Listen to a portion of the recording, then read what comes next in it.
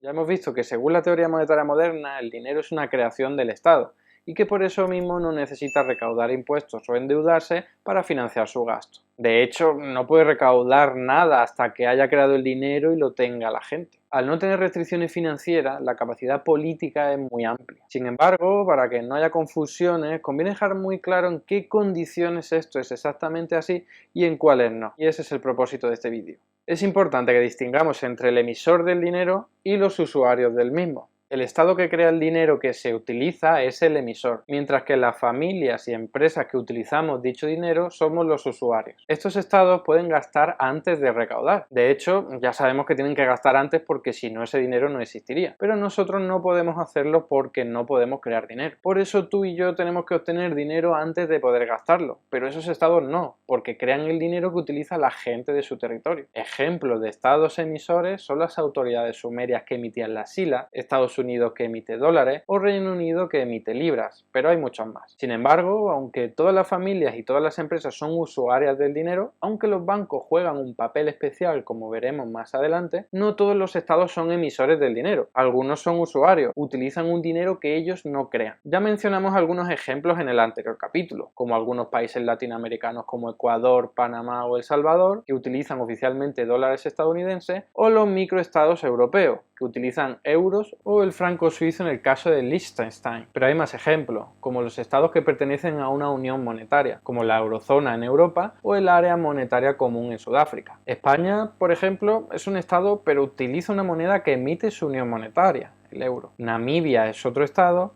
pero utiliza una moneda que emite Sudáfrica, el rand sudafricano. España y Namibia no son estados emisores del dinero, sino que son usuarios. Por lo tanto, en este sentido, estos estados son como las familias y las empresas. Ellos sí necesitan obtener dinero antes de gastarlo, a través de impuestos, de endeudamiento o porque se lo entregue gratuitamente el emisor del dinero. No pueden hacer como los estados emisores del dinero, que gastan sin necesidad de obtener dinero de ningún sitio. Lo mismo ocurre con todas las administraciones públicas regionales, aunque pertenezcan a un estado emisor del dinero. Por ejemplo, el estado de California, perteneciente a los Estados Unidos, es usuario del dólar estadounidense. Berna, cantón del estado de Suiza, es usuario del franco suizo. Andalucía, comunidad autónoma de España, es usuaria del euro y lo era de la peseta cuando ésta existía. Por eso las comunidades autónomas y los ayuntamientos necesitan primero tener dinero para luego poder gastarlo, ya sea a través de tributos, ya sea a través de endeudamiento o porque le hayan transferido el dinero.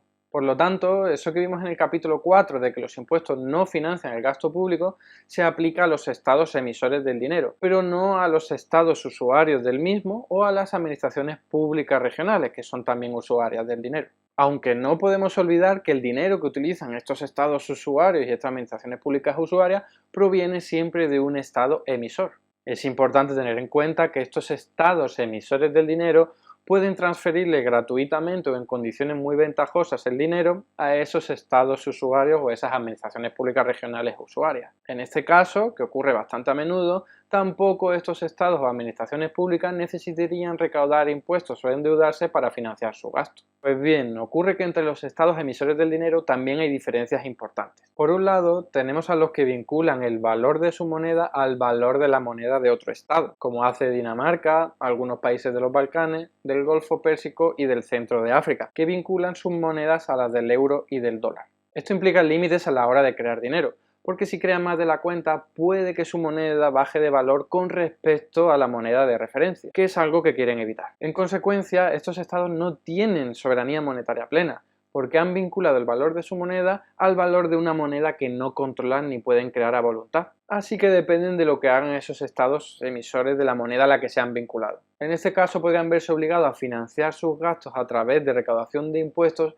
y no a través de creación de dinero. Pero es una limitación autoimpuesta, porque en realidad son estados soberanos y podrían cancelar ese compromiso y tener las manos libres para crear cuanto dinero necesitasen. Lo mismo ocurriría en el caso de que un estado vinculase el valor de su moneda al oro o a cualquier otro activo, como ocurría durante el sistema de patrón oro. Durante esos años, si querían que el valor de la moneda siguiese manteniéndose estable frente al valor del oro, no podían recurrir a la creación de dinero todo lo que quisieran, por lo que la mayor parte de las veces se veían obligados a financiar sus gastos a través de impuestos o a través de endeudamiento, aunque ya hemos comentado que ese compromiso del patrón oro era violado en muchísimos momentos, especialmente en el caso de conflictos bélicos. Por otro lado, tenemos a los estados que, aunque emitan su propio dinero y no lo vinculen a ninguna otra moneda, se han endeudado en una moneda extranjera. En este caso, estos estados están obligados a pagar sus deudas en una moneda que no emiten, lo que les deja en una situación mucho más comprometida que aquellos estados que se endeudan en la moneda que sí emiten, porque siempre pueden pagar sus deudas creando su dinero, como veremos con más detalles dentro de 2 capítulos. Pero estos estados de los que estamos hablando no pueden crear una moneda extranjera para liquidar sus deudas. Por ejemplo, Argentina es un país que, aunque emita su propio dinero, pesos argentinos, suele endeudarse en una moneda extranjera, normalmente el dólar. Es importante resaltar que esto es una decisión política, aunque sea tradicionalmente una imposición por parte de organismos internacionales. La clave es que no están obligados a ello. Por último, tenemos a los estados que se sitúan en la cúspide de la jerarquía, los que tienen soberanía monetaria plena, porque emiten el dinero que utilizan en su territorio, no vinculan su valor a ninguna otra moneda ni activo y no se endeudan en una moneda extranjera. Ejemplos de estos estados son Estados Unidos, Japón,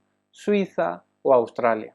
En este caso, estos países gozan de un espacio fiscal máximo, porque no necesitan recaudar impuestos para gastar, no necesitan vincular su moneda al valor de otra moneda ni de otro activo, y no se endeudan en una moneda extranjera. Por lo tanto, pueden gastar todo lo que quieran y también evitar la quiebra y la insolvencia, como veremos más adelante. Por último, cabe señalar que hay estados con plena soberanía monetaria que se ponen autolimitaciones al gasto. Esto ocurre, por ejemplo, en Estados Unidos, que tienen un techo de deuda, o en la eurozona, donde hay unos niveles de déficit y de deuda pública que teóricamente no se deberían sobrepasar. En este caso, si no se quiere vulnerar esa disposición legal, no se puede gastar todo el dinero que se quiera. Veremos esto con más detenimiento en el próximo capítulo. Pero hay que tener en cuenta que estos son restricciones voluntarias, de carácter político, no son limitaciones técnicas. El economista Randall Wray suele resumir esto de la siguiente forma: los estados con soberanía monetaria plena pueden atarse las manos a la espalda si quieren, pero no existe una buena razón económica para que lo hagan. La política puede hacer que se tomen decisiones alocadas. El economista australiano Bill Mitchell también nos habla de esto en su brillante libro La distopía del euro. Los límites de deuda pública aceptados por los gobiernos son un ejemplo clásico de restricción voluntaria que fácilmente podría ser legislativamente rechazada si el público comprendiera realmente cómo funciona el sistema monetario. En el próximo capítulo ahondaremos en todo esto, empezando por ver qué es el déficit público según la teoría monetaria moderna, tanto para un estado emisor como para uno usuario del dinero, descubriendo así lo diferente que es esta visión de la convencional.